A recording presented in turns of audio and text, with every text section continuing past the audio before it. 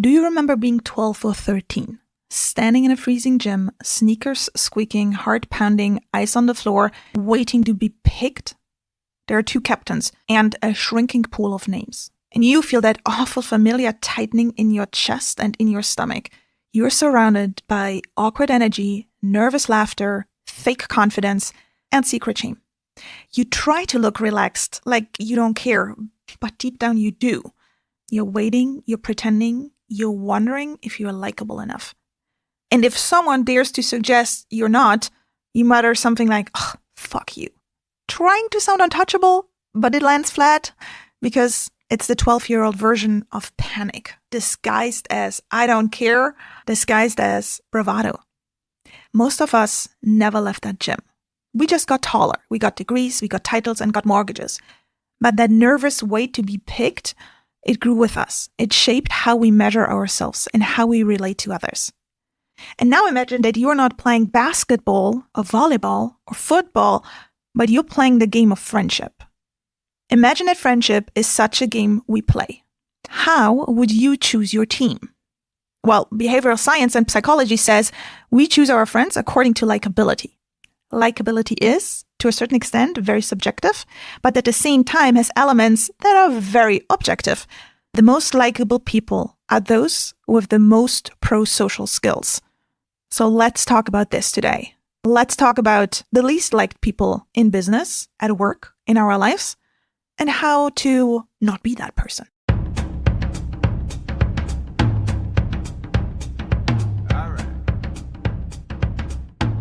Hi, I'm Nick, and I'm here to say something we all feel but rarely admit out loud. We've become a generation of middle-aged teenagers, brilliant at building careers but barely equipped to build lives.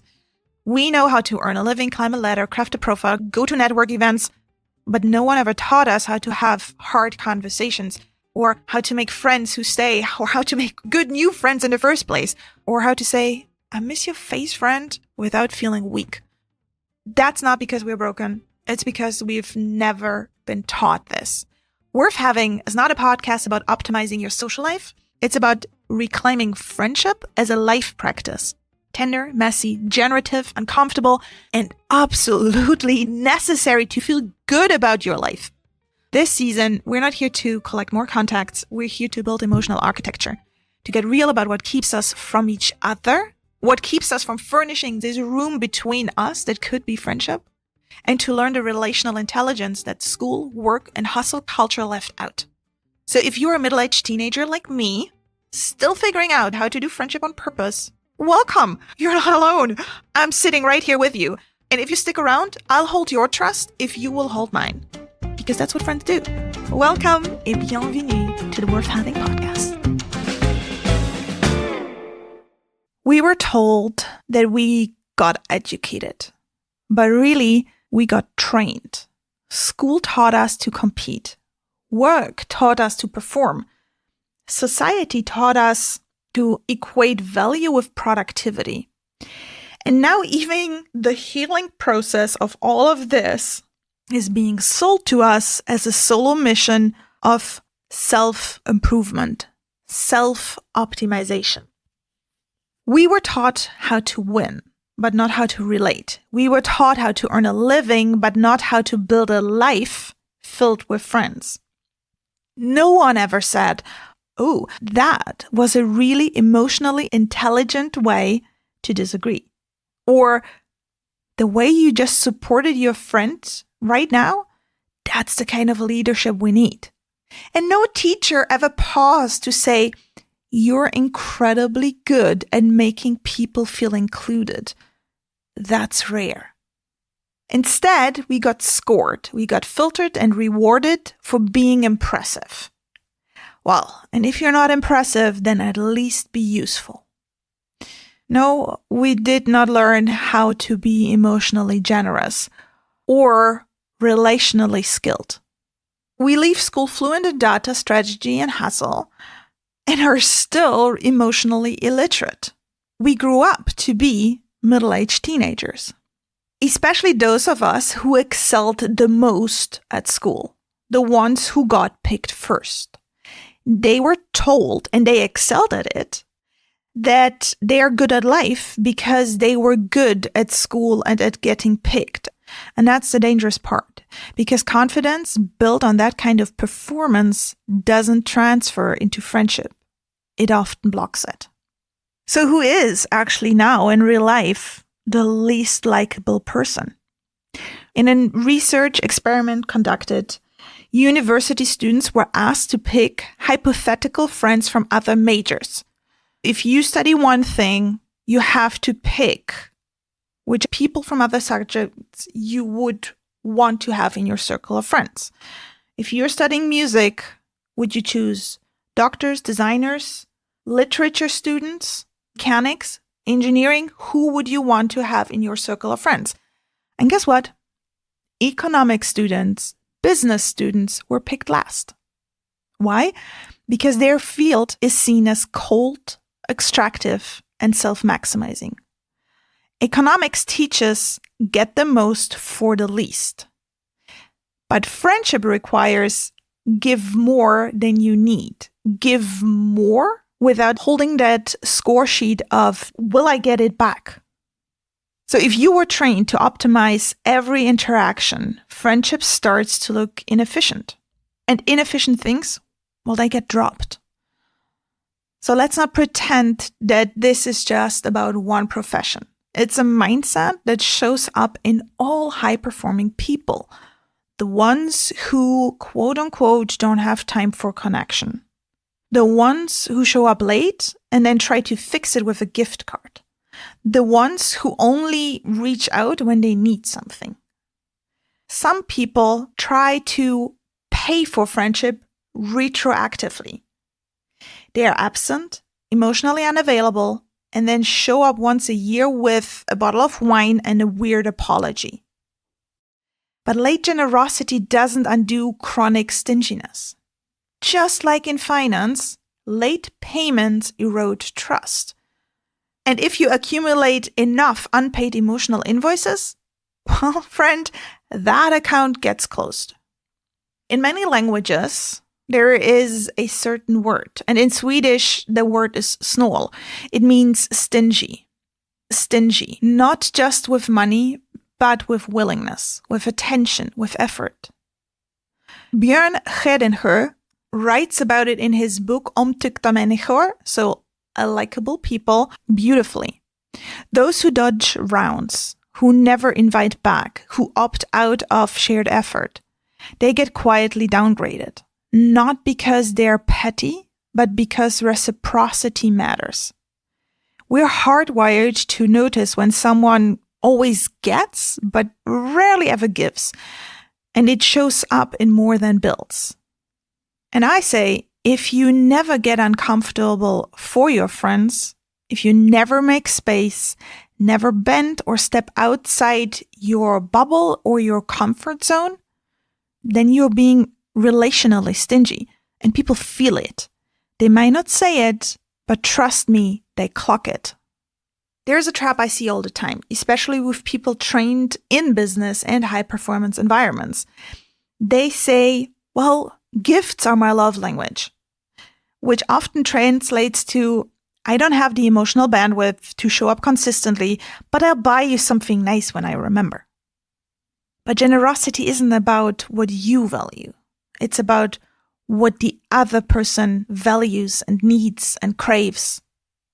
That's the difference between the golden and the platinum rule. The golden rule is treat others how you want to be treated. And the platinum rule is treat them how they want to be treated. So if your friend's love language is time, no gift will ever fix your absence. If they value consistency, no grand gesture at the end of the year replaces your ongoing neglect. And this is where it gets very real. If you constantly show up too late, too little, and too calculated, that has nothing to do with love language. That's transactional behavior dressed in a gift wrap and with good but poor intentions. So don't get me wrong. Successful business people will always be popular because they will have the most of what we all need in order to be living a quote-unquote good life. Money buys a lot of things, especially safety and stability. But being good at earning money will only earn you respect. And respect is not the same as friendship. Respect is not the same as love. Because for our friends, we have love. So there is a difference between being admired and respected and being loved. And it matters that we learn to tell them apart. Because influence is not intimacy. Power isn't presence. And being followed doesn't mean you're being known by these people. And being respected doesn't mean you'll be remembered.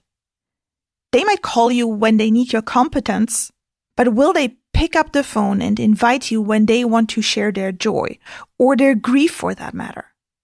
If you are the one who stands for, represents, defends, and rewards transactional behavior and benefits, people will use the platinum rule on you. They will, pun intended, pay you back with your own coin and invite you only if you're being impressive, well, or at least useful to them. Unfortunately, in the history of all humankind, society has developed an obsession for respect. It's better to be respected than to be loved because it will give you power. And as a society, we have now built an entire system that rewards the appearance of power through simulating connection. I'm talking about likes, shares, and applause. Whilst this system is leaving us touch-starved in the moments that count and that we'll remember. So you can lead a company and still not know how to comfort a friend. You can be respected in your industry and still remain uninvited to someone's kitchen table. And if that's the case, what is all the success really for? Take a moment to think about the people in your life who make you feel truly seen and valued. What is it about them that makes you feel this way? And how can you bring more of that into your relationships, into the way that you show up for your friends? Because the ridiculous thing to consider right now is that even sports gets it now. We started this episode in a gym, so let's go back there for a second. Because even sports, the original battleground for competition, is now evolving. Professional teams now value informal leadership. Coaches are trained in emotional intelligence. Captains are praised for cohesion, not just clutch performances. And if PE class is learning that care matters more than competition, how far behind are we in economics, tech, business, in entrepreneurship, and in the education of it all? If athletes are rewarded for emotional generosity, what are the rest of us still clinging to in our professional lives? So what if we taught friendship like we do teach finance? What if friendship was a measurable skill? What if being a good friend was a leadership competency? What if MBAs had modules on conflict navigation, on group attunement, on repair after rupture, and on reciprocity beyond return? Imagine if the same rigor we give to strategy went into social connection. Imagine if we taught 12-year-olds how to pick themselves first before wondering how to be picked by others, and then teach them how to pick others with care first. We say we want leaders, but the best leaders are informal. They aren't loud, they don't posture, they make people feel safe enough to stay. So back to business school. What if business school taught friendship first, not profit? Not as some soft add-on, but as the core of smart economics.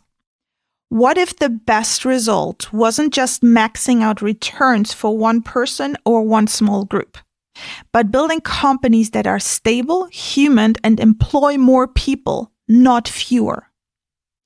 So let's take AI as an example. Instead of using it to cut jobs and boost margins, what if we used it to give people time back? Say AI can do 50% of your job or would just cost 10% of your salary. Instead of firing you, we keep you, and you work half as much for 90% of your pay. You're paying for the AI with 10% of your salary so that you can have 50% of your time back. Less stress, more time, still employed, still paid. Would you take that deal? Most would, because time is still valued more than money, and because relationships are still more valuable than performance metrics, and because people want lives that feel livable, not just productive. So maybe the future of economics isn't about teaching people to fundraise or disrupt. Maybe it's about teaching them to build systems that make friendships scalable. Is that radical? Maybe. Is it kumbaya?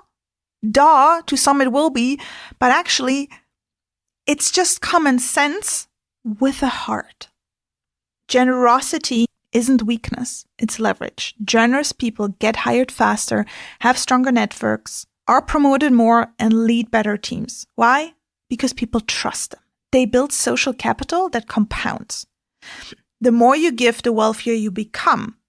Not just emotionally, also financially. People work for generous leaders longer.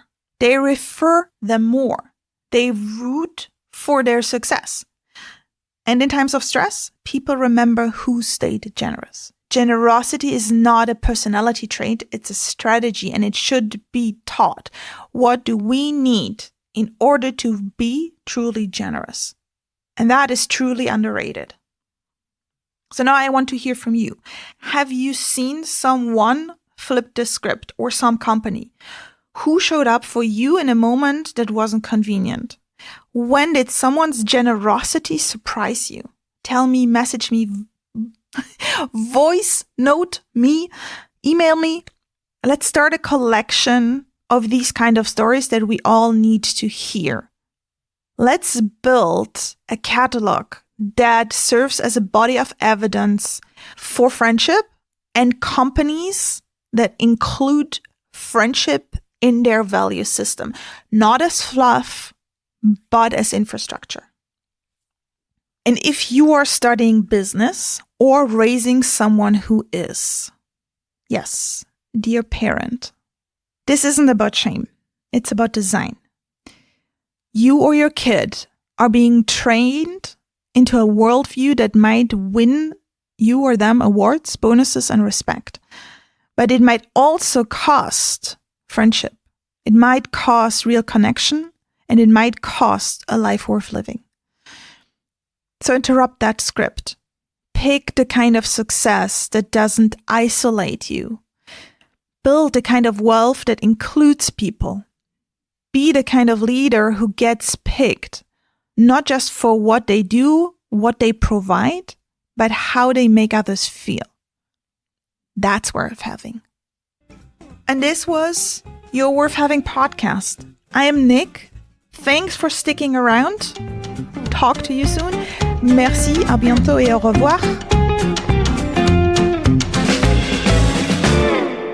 Wait, before you leave. Maybe you just heard me say that at the end of the episode, and if not, would you consider sharing this? I would greatly appreciate if you help me getting the word out. Getting the word out about the things that nobody ever taught us about building a life and not just earning money.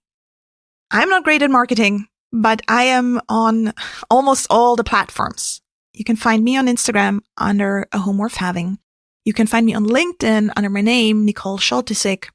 And recently I'm also on Substack because I'm thinking about writing a book about these entire seasons and all the little things. And we'll see if I dare. We'll see if I can pull it all together.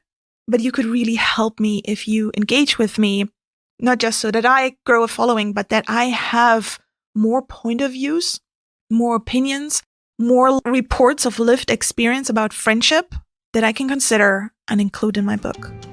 I would really appreciate it. Thank you.